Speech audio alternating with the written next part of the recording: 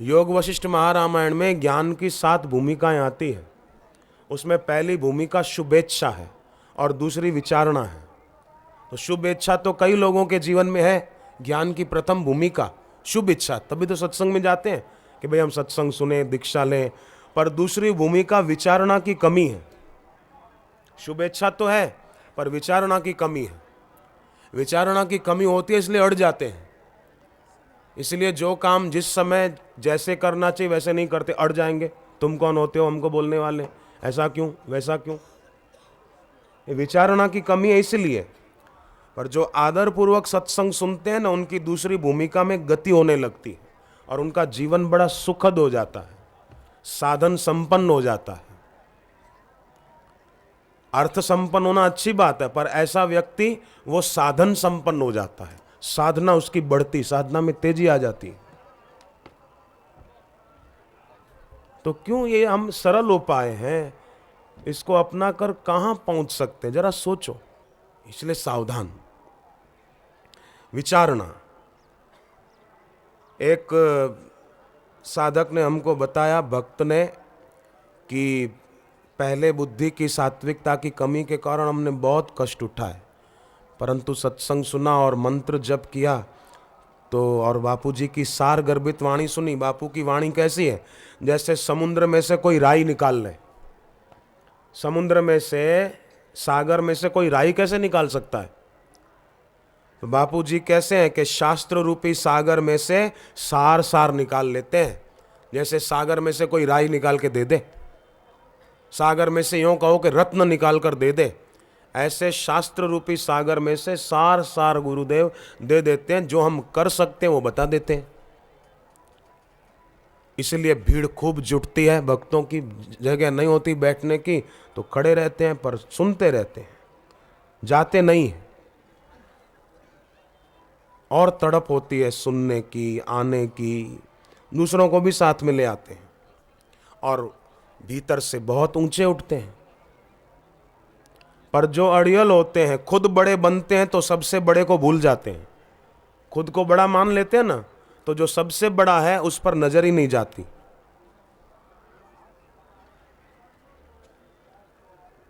सत्संग में, साधन में प्रेम पूर्वक की दृढ़ता होनी चाहिए, आग्रह पूर्वक की दृढ़ता नहीं। अपना स्वभाव साधना चाहिए। स्वभाव साधने का नाम ही मोक्ष है। स्वभाव साध लिया बस, तो पता चलेगा कि अरे बंधन तो था ही नहीं, हम नासमझी से बंधन मान रहे थे। और जब स्वभाव साध लिया तो पता चला कि बंधन तो है ही नहीं।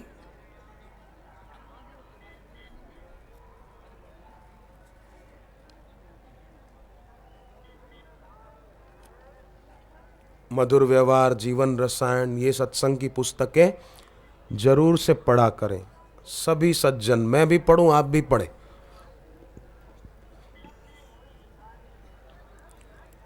सत्संग की पुस्तकें वो ईश्वर के राज्य में पहुंचने का विमान है।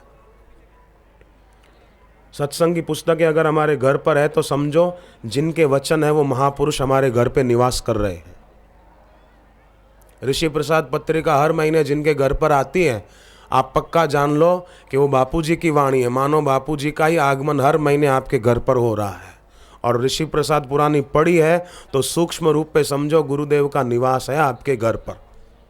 उनकी वाणी है, उनका वांग्मय रूप है वो। एक लड़का 11 साल का +6 नंबर का चश्मा था उसको। उसकी माँ ऋषि प्रसाद पत्रिका पढ़ती थी, तो वो पढ़ते रहने से उसमें एक अंक में पढ़ा कि ये मंत्र पानी में देखकर जप करो, पानी जिसकी आंखें खराब हो उसकी आंखों पर डालें, छांटें, तो उसका नेत्र रोग दूर होगा। उस महिला ने वैसा किया। वो +6 नंबर का चश्मा था, कम होते होते एकदम उतर गया। अभी वो लड़का चश्मा नहीं पहनता, ऐसे ही पढ़ता लिखता है। बंबई के तरफ के वो रहने वाले हैं। तो भगवान की कृपा हुई है कि अपने उद्धार का, अपने कल्याण का ये सुंदर अवसर मिला है। इसीलिए खूब दूर की सोचनी चाहिए। पंचतंत्र में कहानी आती है कि एक राजा ने प्राणी संग्रहालय बनाया था। उसमें अलग अलग पशु थे। तो एक मेमना था, मेमना भेड़ का बच्चा होता है ना, मेमना बोलते हैं उसको।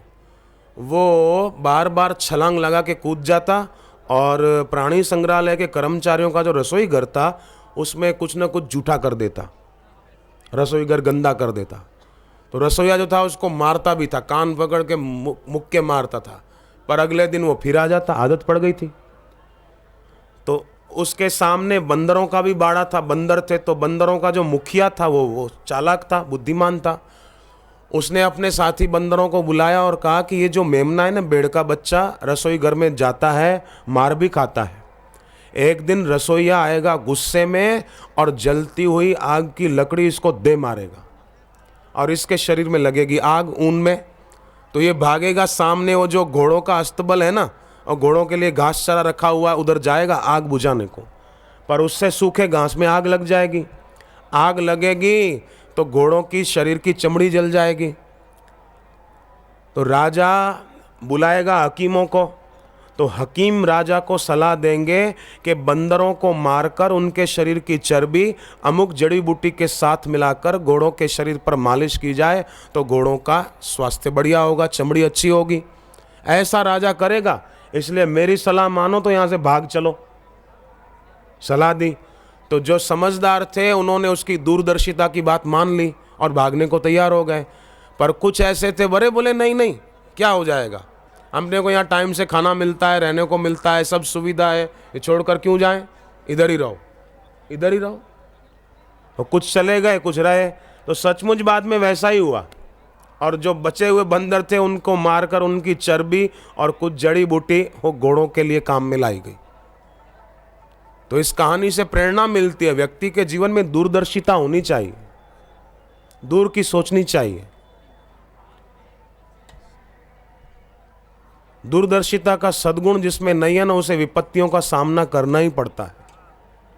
तो क्या करना चाहिए, क्या नहीं करना चाहिए, क्या खाना, क्या न खाना, क्या बोलना, क्या न बोलना, ये होना चाहिए। किसकी संगति करूं, किसकी संगति न करूं, ये जरूर होना चाहिए। किससे सुख चाहूं, किससे सुख न चाहूं, ये होना चाहिए। किसी वस्तु से, व्यक्ति से सुख चाहना, ये जड़ता है, जड़ता। और जड़ता जीवन में होगी तो चिन्मयता का अनुभव कैसे होगा, माने ईश्वर का अनुभव कैसे होगा।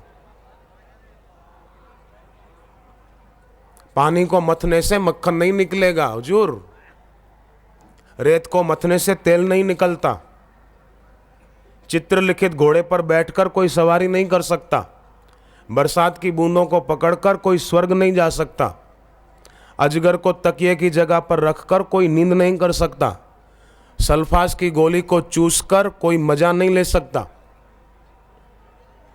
बबूल के पेड़ के नीचे कोई शांति से बैठ नहीं सकता, सांप के मुंह के आगे बैठकर कोई अमृत नहीं पा सकता, तलवार की धार पर मिठाई लगाकर उसको चाटकर कोई स्वाद नहीं पा सकता, तीर की नोक पर शहद लगाए और चाटे, अरे बेले को मजा आएगा, मजा नहीं आएगा, सजा आएगी। जरा सोचना चाहिए व्यक्ति को।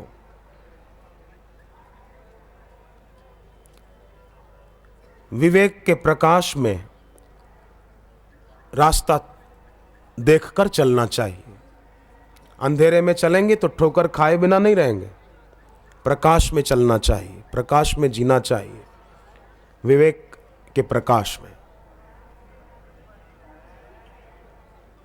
विवेक की महिमा भगवान कृष्ण ने भी गाई और भगवान राम ने भी गाई, संत तुलसीदास जी ने भी गाई। विवेक चाहिए। विवेक होगा तो व्यक्ति ईश्वर पर, ईश्वर प्राप्त गुरु पर आस्था रखता हुआ, उनके वचनों को आत्मसात करता हुआ इसी जीवन में अपने लक्ष्य को पा लेगा। नहीं होगा तो इधर उधर के चक्कर में आकर दोरे धागे तंत्र मंत्र भटकता ही रहेगा। एक आदमी शराब पीकर रात को घूम रहा था सोसाइटी में, तो किसी आदमी ने देखा कि नशे में है, चलो इसके घर पहुंचा दूं इसको। तो उसने कहा भाई साहब आपका घर इसी बिल्डिंग में है? बोले हाँ इसी बिल्डिंग में। कौन सी मंजिल पर? तीसरी मंजिल पर है। तो वो आदमी उसको सहारा देकर ले गया ऊपर, दरवाज़ा खोला और सोचा कि इसकी पत्नी देखेगी तो कहीं ऐसा न माने कि मैंने ही इसको दारू पीना सिखाया है। तो दरवाज़ा खुला था, उसको अंदर धकेल के वो झट से नीचे आ गया सीढ़ी से। तो देखा कि वो आदमी नीचे ही खड़ा था। अरे बोले भाई साहब आप नीचे कैसे आ गए, मैं तो ऊपर छोड़ के आया था। तो वो भी नशे में था, कुछ बोला नहीं। तो इस आदमी को हुआ कि शायद मैं भूल रहा हूँ रात के अंधेरे में, वो कोई दूसरा होगा। तो फिर इसको पूछा आपका घर कहाँ है, बोले तीसरी मंजिल पे। तो चलो मैं पहुँचा देता हूँ।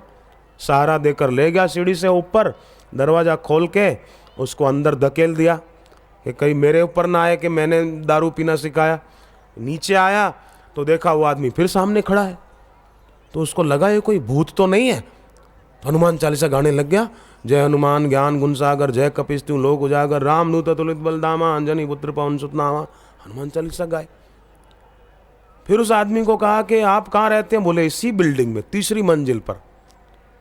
तो बोले अभी मैं आपको छोड़ के आया था, आप वही हैं, बोले हाँ मैं वही हूँ। तो आप नीचे कैसे आ गए, मैं आपको ऊपर घर पे छोड़ के आया था। बोले भाई साहब घर पे नहीं छोड़ के आए, आप अंधेरे अंधेरे में मेरे को लिफ्ट का दरवाजा खोलकर उसके अंदर धकेल देते थे, इसलिए मैं नीचे आ जाता था। आप फिर ऊपर सीढ़ी से ले जाते, ऊपर लिफ्ट में मेरे को धक्का मार देते, मैं नीचे आ जाता। तो देखो भाई, संसार में कई ऐसे लोग होते हैं जो सोचते हैं कि हम इसका कल्याण कर रहे हैं, हम इसको सुखी कर रहे हैं, पर वो भी नीचे गिराने का ही काम करते हैं। ले जा रहा था ऊपर, पर वो आ रहा था नीचे।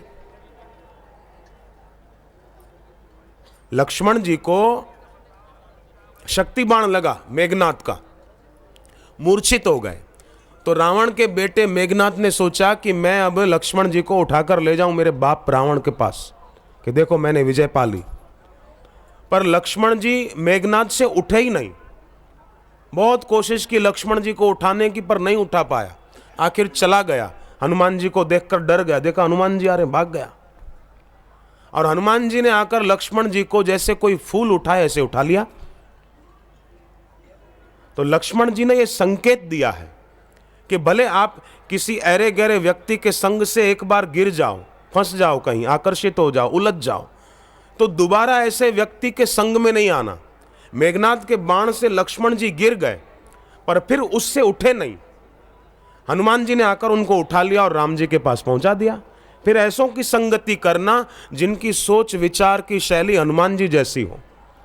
राम जी ने लक्ष्मण जी को पूछा था अयोध्या में कि 14 साल मेरे साथ तुम वन में रहे, सबसे अच्छी यात्रा कौन सी हुई तुम्हारी 14 साल में? बोले जब मेघनाथ ने मेरे को शक्ति बाण मारा था, तब जो मेरी यात्रा हुई वो सबसे बढ़िया यात्रा हुई। बोले तब तो तुम बेहोश हो गए थे, चले ही नहीं, तो यात्रा कैसे हुई? बोले प्रभु मैं चला नहीं था, पर हनुमान जी ने मुझे अपनी गोद में उठा लिया था और आपकी गोद में रख दिया था। एक संत की गोद से भगवंत की गोद तक पहुंच गया। इससे बढ़िया यात्रा और क्या हो सकती है? सबसे बढ़िया यात्रा मेरी वही हुई। तो लक्ष्मण जी ने बड़ी सुंदर प्रेरणा दी है कि मेघनाथ भले लाख कोशिश करे उठाने की, पर उससे नहीं उठे, हनुमान जी से उठ गए। तो संसार के विकारी भोगी लोग भले कितनी चिकनी चुपड़ी बातें करें, पर उनके संपर्क से अपने को दूर रखकर भगवत जनों के संग में रहना चाहिए, जिनके संग से भक्ति बढ़े, ज्ञान बढ़े, वैराग्य बढ़े, उनका संग करें। महाराष्ट्र में सोलापुर है, वहाँ के एक भक्त ने बताया कि सोलापुर में एक लड़का सीढ़ियों से नीचे गिर गया, दोनों पैरों में चोट आई, चलने फिरने से लाचार हो गया। डॉक्टरों के पास इलाज कराने में कोई कमी नहीं छोड़ी, पर डॉक्टर बोलते थे कि अब ये कभी भी चल नहीं पाएगा। तो बोले हम सोलापुर में जो आश्रम है बापू जी का, वहाँ गए, वहाँ वड़दादा की परिक्रमा की, बरगद का पेड़ है आश्रम में, वहाँ गुरुदेव ने शक्तिपात किया। तो परिक्रमा की, शांत होकर प्रार्थना की, लड़के को भी ले गए थे। चौथे दिन तो वो लड़का चलने लग गया। डॉक्टर बोलते थे चल नहीं पाएगा, चौथे दिन चलने लग गया। देखो जहाँ गुरुदेव ने शक्तिपात किया, वहाँ परिक्रमा करने से क्या होता है कि वहाँ उनकी शक्ति की किरणें होती है आसपास, उस वट वृक्ष के आसपास उस शक्ति की किरणें होती है जो शक्तिपात बापूजी ने किया है। तो परिक्रमा हम करेंगे जप करते हुए, प्रार्थना करते हुए, तो उन शक्ति की किरणों के प्रताप से हमारे मनोरथ पूर्ण हो जाते हैं, हमारे संकल्प साकार हो जाते हैं।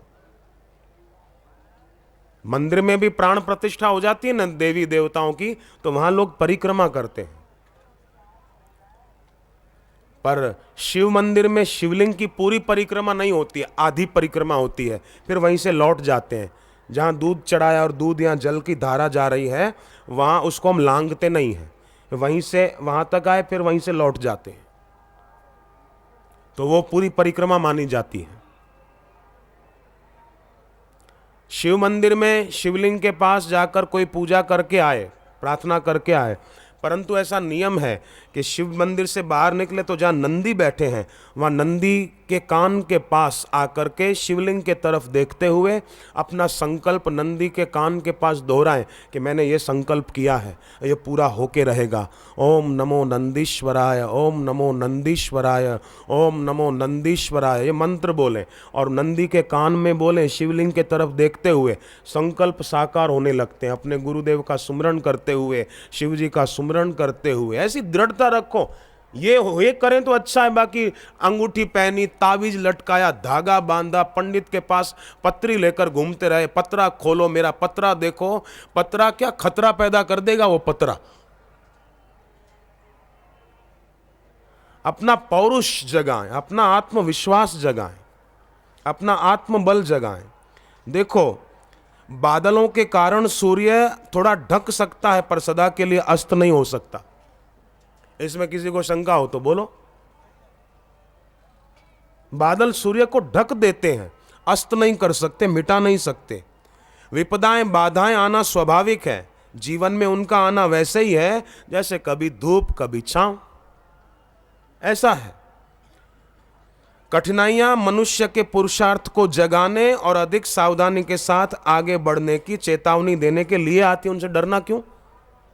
आप एक बात बताओ भाई, विद्यार्थियों की परीक्षा होती है ना बच्चों की स्कूल में, तो वो परीक्षा आगे बढ़ाने के लिए होती है कि पीछे धकेलने के लिए होती है? आप बताओ।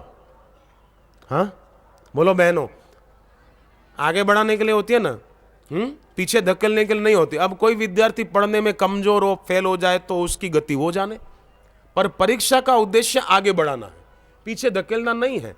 उसी प्रकार जीवन में आने वाली कठिनाई का उद्देश्य वो व्यक्ति को आगे बढ़ाना है, पीछे धकेलना नहीं है।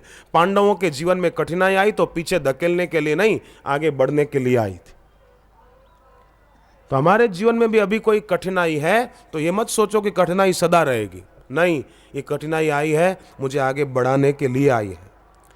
और अगर आगे बढ़ते समय असफलता मिली और असफलता का मन पर प्रभाव नहीं पड़ने देंगे और आशावादी दृष्टिकोण दृढ़ता से बनाए रखेंगे तो हम जरूर अपने काम में सफल हो जाएंगे।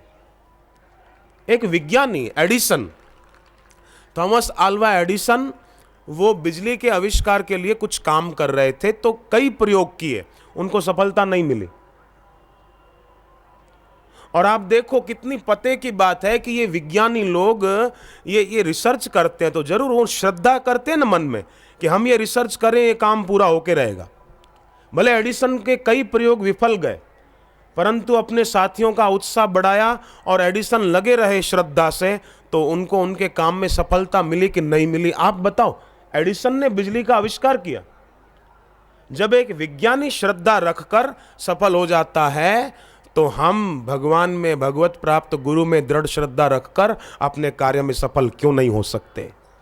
विज्ञानी सफल हो जाते हैं। दुनिया रोशनी से ना उठी, एडिसन की खोज से 1000 आविष्कार किए उस आदमी ने।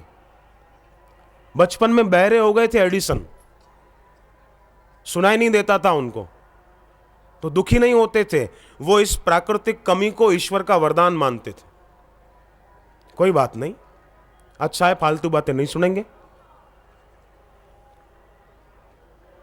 कैसे बुद्धिमान, विदेश में रहकर भी कैसे अक्ल वाले विज्ञानी हुए वो। इतनी विवेकशीलता तो होनी चाहिए कि परिणाम का विचार करे। और ये बात खास पते की है कि दूसरे लोग अपना कहना माने कि न माने ये हो सकता है, पर हम अपनी बात स्वयं न माने तो ये कैसी विचित्र बात है। अब हम अपनी जानकारी का अनादर करें, ये कितनी बुरी बात है। हम अपनी बुद्धि का अनादर करें। थोड़ा ख्याल रखा जाए तो सचमुच बहुत बहुत लाभ हो सकता है।